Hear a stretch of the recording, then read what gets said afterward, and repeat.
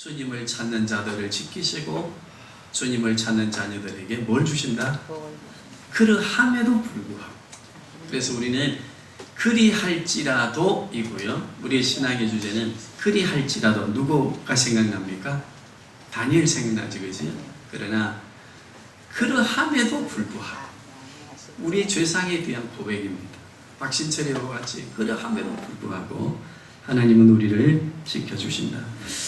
우리 그 한 주간의 주제가요, 뜨거웠는데 매스컴에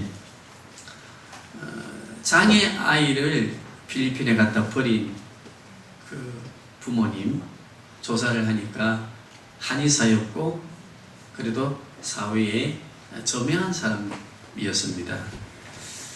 참 어떤 부모라고 할까 비정한 부모님입니다. 그죠?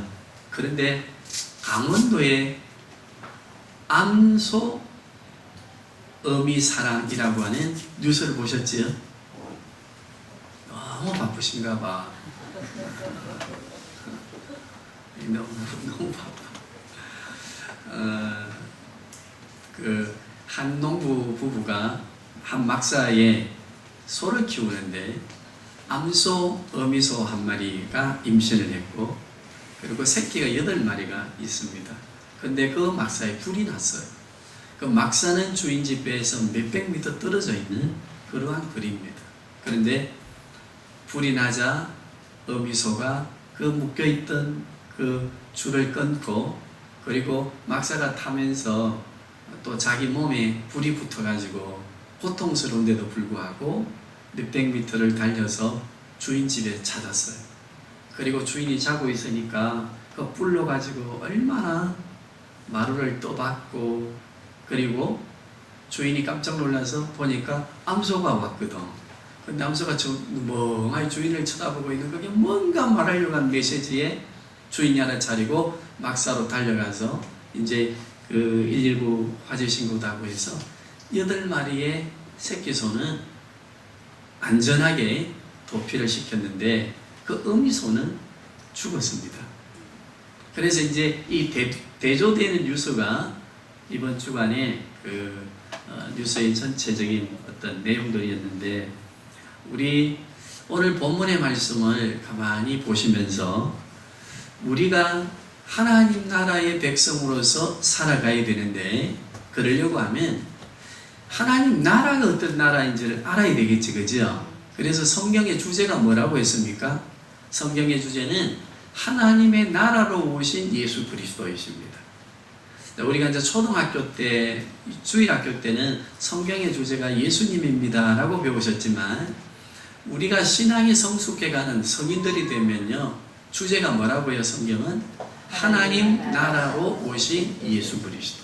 그래서 구약 성경과 신약은요 하나님 나라로 오실 예수님을 이야기하고 하나님 나라로 오신 예수님을 이야기하고 다시 완전한 하나님을 가지고 오실 재림에 오실 예수님에 관하여 말씀하거든요. 그러면 창세기는 12장부터 4대 족장의 이야기로 나오는데 이 4대 족장의 이야기는 하나님의 나라가 어떤 나라로 세워지는가에 대한 서론적인 의미를 갖는다고 했지, 그죠? 그러니까 우리는 계속해서 창세기를 보실 때 오늘 본문의 말씀을 통해서 하나님의 나라가 어떤 나라인가를 알아야 되겠고 하나님 나라에 속한 백성은 어떻게 그럼 살아야 되느냐에 대한 것을 우리가 본문을 통해서 배워야 되고 성경을 통해서 배워야 됩니다.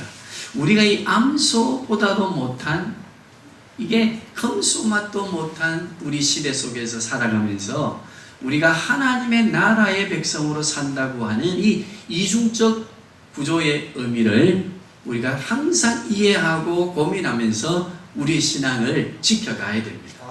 우리는 암소보다도 못한 이게 천륜을 어겨가면서 사는 이 인간 사회 속에 세상이라는 나라 속에서 하나님의 나라의 백성으로서 살아간다, 그지요? 그러면 우리가 어떻게 살아야 되느냐? 오늘 16장은 그것을 우리에게 말씀해 주십니다. 16장 읽어오신 분들은 더 큰 은혜가 될 것이고 읽어오지 아니한 분들은 따라가기가 바쁠 겁니다. 시간은 20분. 저도 힘듭니다. 자, 창세기 16장 한번 보시면요. 내용이 이렇게 나와요. 갈대 우르를 떠날 때 아브라함이 나이가 몇 살이었어요? 75세. 거기에 하나님께서 큰 약속을 했어요. 내 자손이 하늘의 별과 같이 바다의 모래와 같이 될 것이다 했는데 아브라함이 갈대 우르를 떠나서 10년이 지났습니다. 몇 살입니까? 85세가 되었는데도 하나님의 약속이 이루어집니까? 안 이루어집니까? 안 이루어져. 그러니까 사라가 답답하고 하나님에 대한 불신이 생기는 거라. 아니 바다의 모래와 같이 하늘의 별과 같이 자녀를 준다 하는데 지금 자신도 나이가 들어서 경수가 말랐고 서방님 아브라함도 보니까 이제 85세라 아이가 이거 안 되는데 하는 생각이 들었습니다. 불안한 생각이 들었습니다. 누구의 약속이 있었음에도 불구하고 하나님의 약속이 있었음에도 불구하고 불안하니까 아브라함의 아내 사라가 무슨 꾀를 내는가 하면 아브라함에게 이게 너무 늦으니까 하나님의 약속이 혹시 다른 곳에서 이루어질 줄 모르지 않느냐. 우리 애굽에서 선물로 데리고 온 하갈에게 동침을 해서 아이를 얻읍시다. 그리고 우리의 가게를 이어갑시다. 라고 하니까 아브라함이 좋았을까 안 좋았을까요? 기분이 아주 좋은 것 같아. 그러니까 하나님의 약속을 받았음에도 불구하고 안 된다 말을 하지 아니하고 합방을 했습니다. 그랬더니 하갈이 임신을 했어요. 이게 임신을 하는 순간에 여성의 연구의 깊은 이게 본문의 연구의 주제이기도 하는데 이 여성이 자녀를 갖는 완장을 딱 차니까 누구를 박해하기 시작합니까? 주인 사라를 막 구박을 하고 자기가 주인 노릇을 하면서 아브라함의 가정에 문제가 생긴다 그지요? 그러니까 사라가 성이 나서 아브라함을 이제 바가지를 걸습니다. 어째야 되겠노? 욕을 붙여가면서 쫓아내야 된다. 그러니까 아브라함이 알아서 하셔요. 그래서 사라가 하갈을 쫓아냅니다. 쫓아낼 때 하갈은 광야로 나가는데 목이 마를까요? 안 마를까요? 광야 아시지 그지요? 살 수 없는 것 광야. 그때의 하갈은 아브라함의 가정에서 배운 예배드리는 하나님께 기도하는 제사를 배우고 그 하나님께 기도합니다. 하나님, 내가 죽게 되었습니다.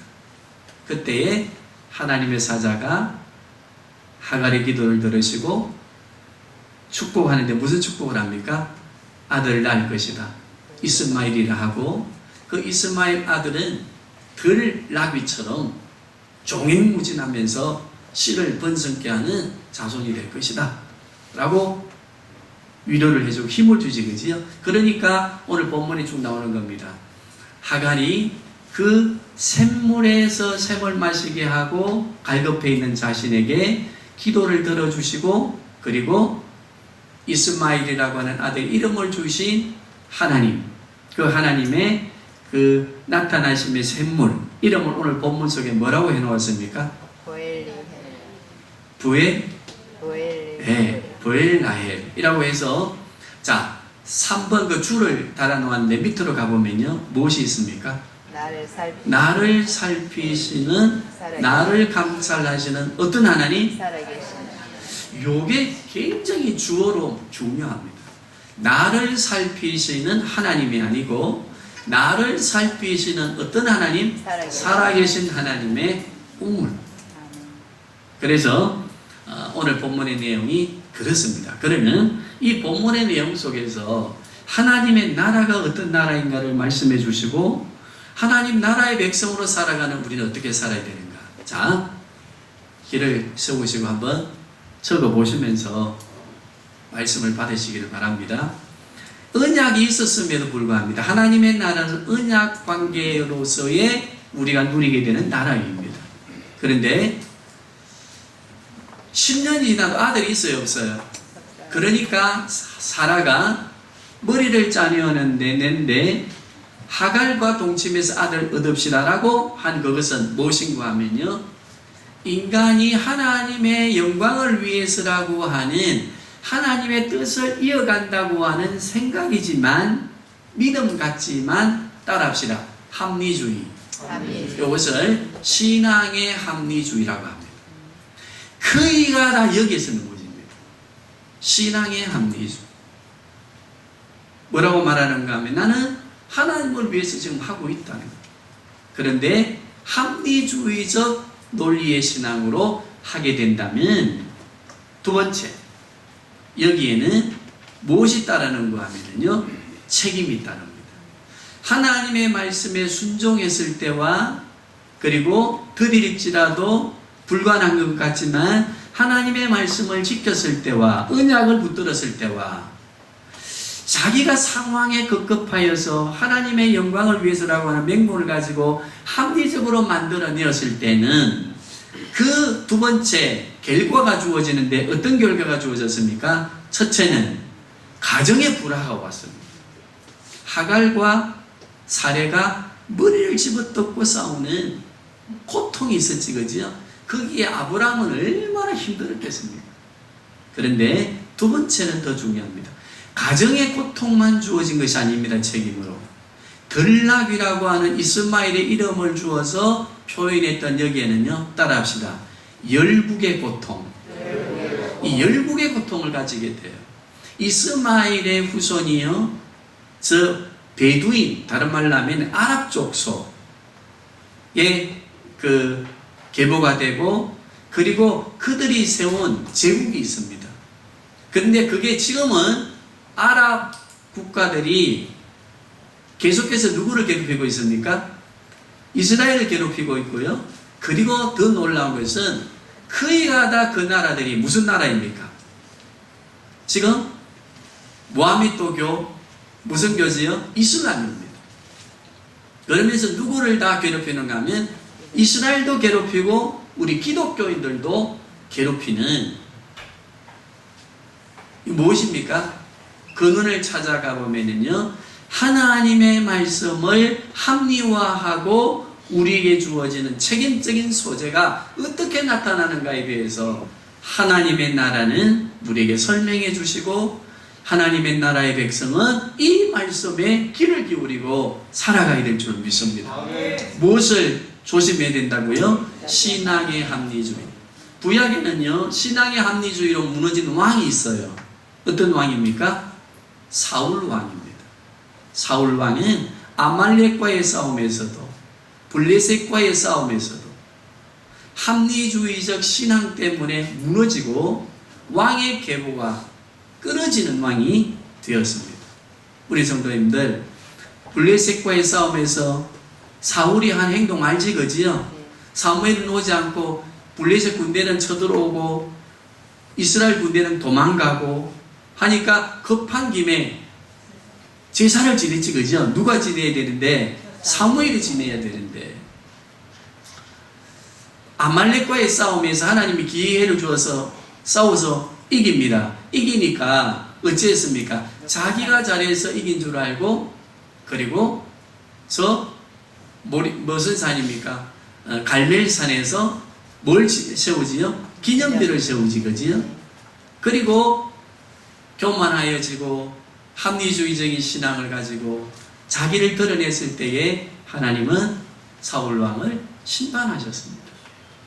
우리가 살아가는 삶의 여정에 우리의 개인적인 것과 가정적인 것과 민족적인 것과 열국에 나타나는 교회가 하나님의 나라의 백성들이 하나님 나라의 말씀대로 살지 않고 하나님의 말씀대로 살아가는 백성이 되지 못할 때 우리에게 주어지는 고통도 크지만 우리를 바라보고 살아가는 예수 믿지 않는 교회 밖의 사람들도 힘들어진다고 하는 책임의식을 우리는 가지고 두 번째 이 신앙인 생활을 해야 될 줄로 믿습니다. 세 번째, 고통 가운데 있는 하갈에게 나타나십니다.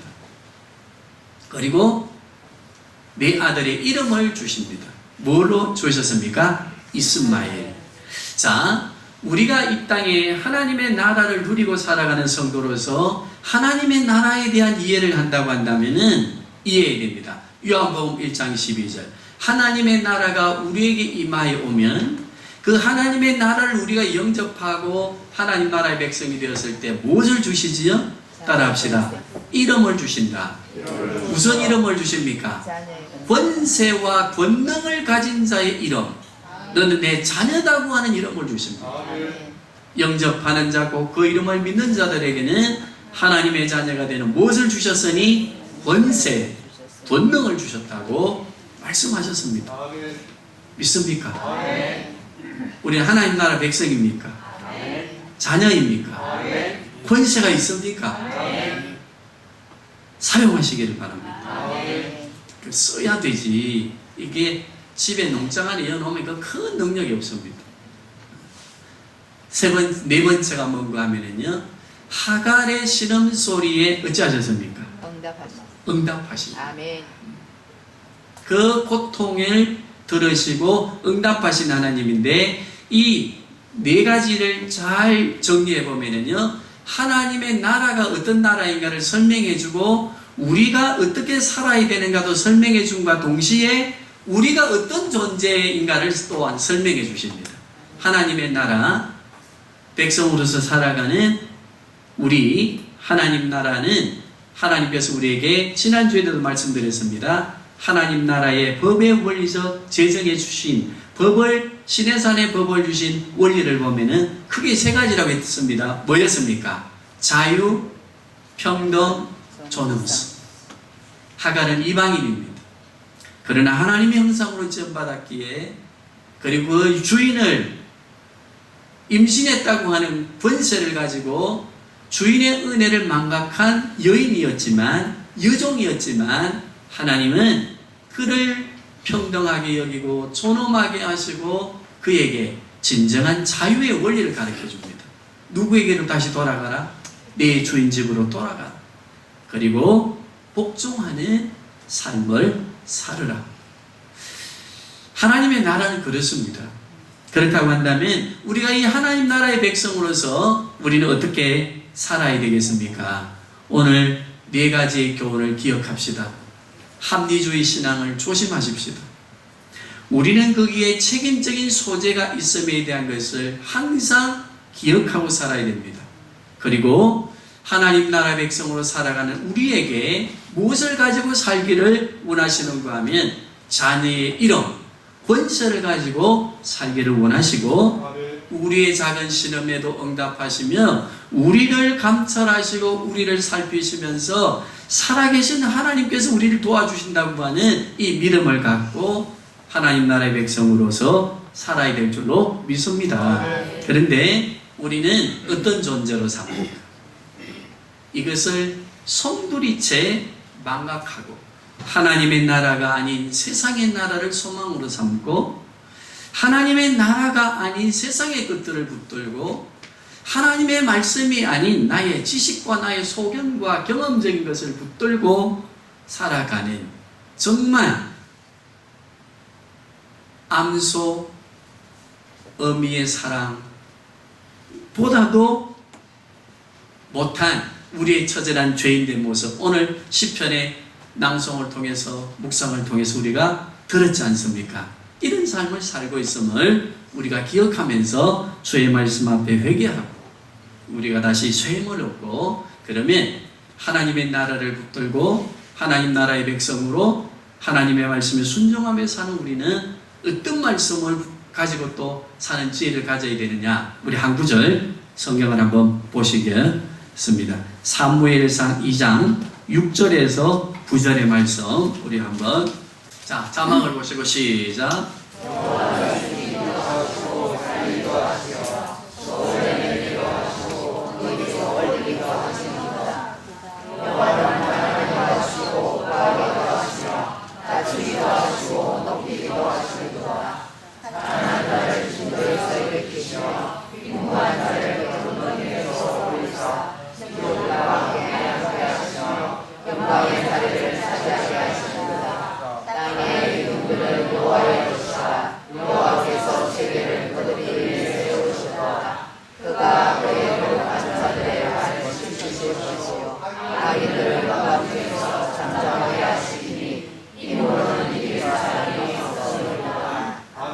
아멘. 거기 보니 뭐라고 말씀해 놨습니까? 자, 이 창세기의 하나님의 나라와 그리고 하나님 나라 백성으로 살아가야 될 삶의 의미를 알았던 한나라고 하는 한 여인은 자신이 똑같이 지금 사라와 같은 고통을 당합니다. 그때에 사라를 기억하면서 창세기 16장을 기억하면서 감찰하시는 살아계신 하나님께 뭐 하게 되지요? 기도하게 되지요. 하나님의 나라를 바르게 이해했습니다. 하나님이 어떤 분인가를 바르게 알았습니다. 그리고 하나님께 기도했습니다. 응답받고 아들을 얻었습니다. 그 아들을 어디에 데리고 갑니까? 서원한 대로 성전에 바치면서 드린 한나 어머니의 아들을 향한 기도입니다. 오늘 우리의 기도가 되어야 될 줄 압니다. 어떤 겁니까? 부자가 되게도 하시고 가난하게 하기도 하시고 우리를 흥하게도 하시고 우리를 낮추시기도 하시고 믿습니까? 그럼 우리가 부자 되려면 누구를 붙들어야 되겠습니까? 어느 나라 백성으로 살아야 되겠습니까? 이 말씀이 합리화가 되어서는 안 됩니다. 우리 합리적인 생각으로 바뀌어져서 안 됩니다.